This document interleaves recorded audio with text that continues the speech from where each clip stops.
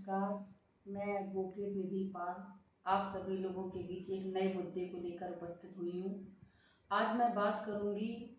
माननीय सर्वोच्च न्यायालय द्वारा अभी कुछ ही दिनों पहले हाल ही में एक हैंडबुक जारी की गई है, जिसमें माननीय सर्वोच्च न्यायालय ने जो कुछ समाज में जो रूढ़िवादिताएँ हैं, रूढ़ियाँ हैं, स्टीरियोटाइप्स हैं समाज के, उनके बारे में बताया है कि जब भी कभी भी कोई महिला पीड़ित होती है सेक्सुअल असॉल्ट से या रेप से, तो जनरली न्यायालयों में, न्यायिक परिसरों में अधिवक्ताओं के द्वारा या अन्य लोगों के द्वारा इस तरीके की बातें सुनने को मिल जाती हैं, जो कि उन्होंने बताया कि ये एक वुमेन की डिग्निटी के खिलाफ है। हमें इन सब चीज़ों से और इन सोचों से दूर रहना चाहिए और इस तरीके की नकारात्मकता जो समाज में फैली हुई है उनको दूर करना चाहिए। सबसे पहले तो ऑनरेबल सुप्रीम कोर्ट द्वारा कहा गया है कि जनरली लोग ये कहते हुए सुने जाते हैं कि जो भी महिलाएं हैं जो कि ट्रेडिशनल कपड़े नहीं पहनती हैं, यानी कि जो वेस्टर्न कपड़े पहनती हैं, वो समाज के पुरुषों को या अदर लोगों को अपनी तरफ अट्रैक्ट करने के लिए ऐसा करती हैं। और अगर ऐसा करने की स्थिति में यदि कोई महिला ट्रेडिशनल कपड़े नहीं पहनती है, वो वेस्टर्न कपड़े पहनती है और उसके साथ कोई अप्रिय घटना घट जाती है, उसके साथ कोई सेक्सुअल असॉल्ट और रेप जैसी घटना कमिट हो जाती है, तो उसकी जिम्मेदार वह महिला स्वयं होगी। तो समाज में ये मानसिकता है कि जिसके बारे में ऑनरेबल सुप्रीम कोर्ट ने कहा कि ये बहुत ही गलत विचार है, ऐसा नहीं होना चाहिए। दूसरा, एक ऑनरेबल सुप्रीम कोर्ट द्वारा कहा गया है कि जो महिला अल्कोहल कंज्यूम करती है या जो स्मोकिंग करती है, तो वो महिला भी समाज के पुरुष वर्ग को अट्रैक्ट करती है कि वो मतलब इस तरीके की एक्टिविटी चाहती है, इस तरीके के सेक्सुअल फीवर्स उनसे चाहती हैं, ये चीज़ें बताती हैं। तो सुप्रीम कोर्ट ने ये कहा कि जिस तरीके से पुरुष इन सब क्रियाओं को कर सकता है, उस तरीके से महिला भी स्वतंत्र है। अगर वो ये सब काम कर रही है तो इसका मतलब ये नहीं है कि आप उसका करेक्टर, उसका चरित्र चित्रण करें कि वो इस तरीके की काम करती है तो वो निश्चित ही मतलब वो गलत महिला हो सकती है। ऑनरेबल सुप्रीम कोर्ट द्वारा इस चीज़ पर अपने विचार व्यक्त किए गए। नंबर तीसरा,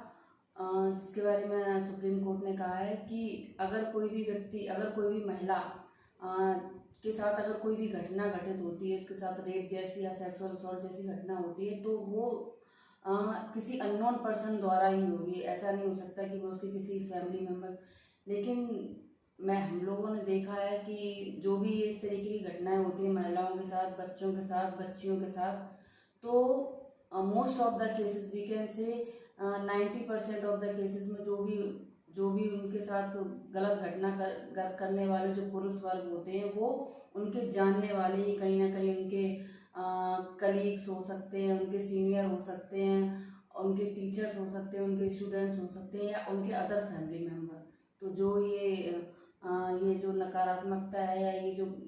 है कि उनकी जो भी, अगर उनके तरीके से जो भी घटनाएं होती हैं तो वो कोई अननोन पर्सन ही करेगा, नॉन पर्सन इस तरीके की घटनाएं नहीं कर सकता। तो कोर्ट द्वारा कहा गया है कि ये एकदम गलत है।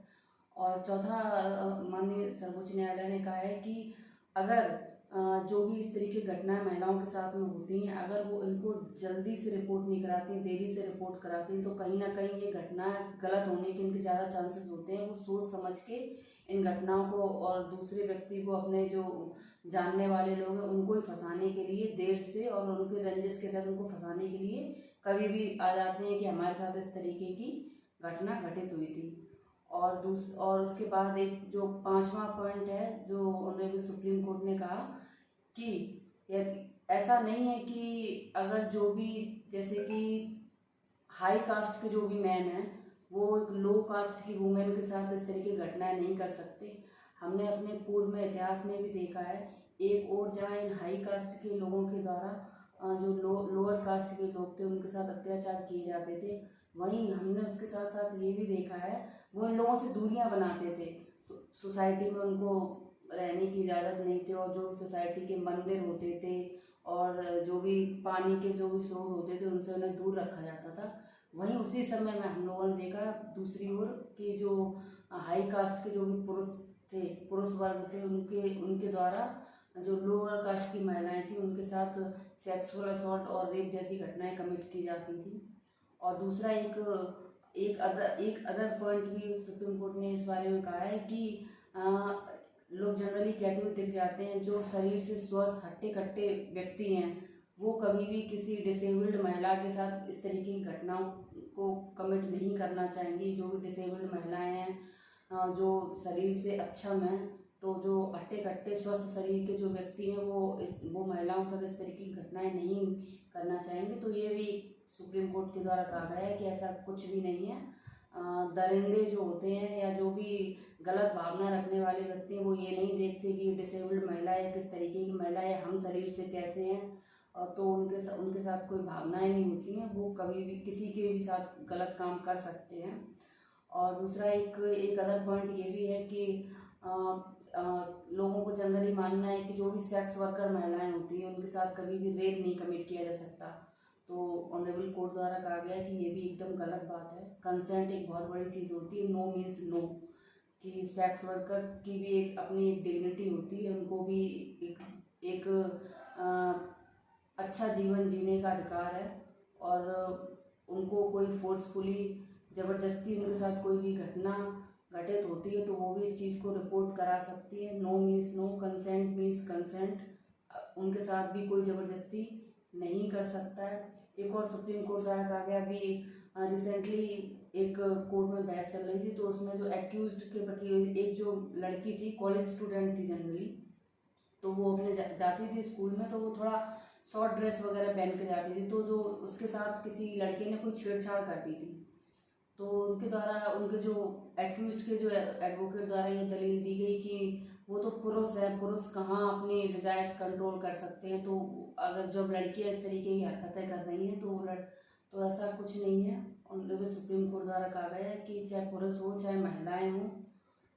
हम जानवर नहीं है, पुरुष भी इंसान है, तो उन्हें भी इस परिधि में आना चाहिए कि वो भी अपने डिज़ायर कंट्रोल कर सकते हैं और करते हैं। अगर डिज़ायर कंट्रोल नहीं कर सकते तो समाज में ये सब चीज़ें करें ना। अगर उनकी जो भी डिज़ायर्स हैं वो नहीं कंट्रोल कर सकते तो वो ऐसी चीज़ों को पब्लिकली क्यों नहीं करते, छुपा के क्यों करते, यानी कि कर सकते हैं। तो इन सारी चीज़ों के बारे में सुप्रीम कोर्ट ने बोला है, जो कि आगे आने वाले समय में हमारे समाज में जो लोगों के, जो महिलाओं के प्रति और जो भी मानसिकता, जो भी नकारात्मकता, जो भी रूढ़िवादिताएं हैं, जो जनरली लोग स्टीरियोटाइप जो फैले हुए हैं कि ऐसा महिलाएं, अगर ऐसी महिलाएं हैं ऐसा करती हैं तो वो इस तरीके की ही होंगी। तो आने वाले समय में ऑनरेबल सुप्रीम कोर्ट द्वारा जो भी ये हैंडबुक जारी की गई, जिसमें उन्होंने ये अपने महत्वपूर्ण बिंदुओं को बताया, तो आने वाले समय में ये महिलाओं के लिए और जो भी हमारे जो चाइल्ड विक्टिम है उनके लिए और समाज के प्रत्येक वर्ग के लिए ये एक दिशा निर्देश प्रदान करेगी, ताकि समाज के सभी वर्ग हमारे देश में एक प्रतिष्ठित जीवन जी सकें और एक ह्यूमन डिग्निटी के साथ अपनी लाइफ को स्पेंड कर सकें। क्योंकि हमारा भारत देश एक लोकतांत्रिक देश है, ये समाज के सभी वर्गों को सम्मानपूर्वक जीवन देने की गारंटी प्रदान करता है। इन्हीं शब्दों के साथ मैं अपनी बात को समाप्त करती हूँ। नमस्कार।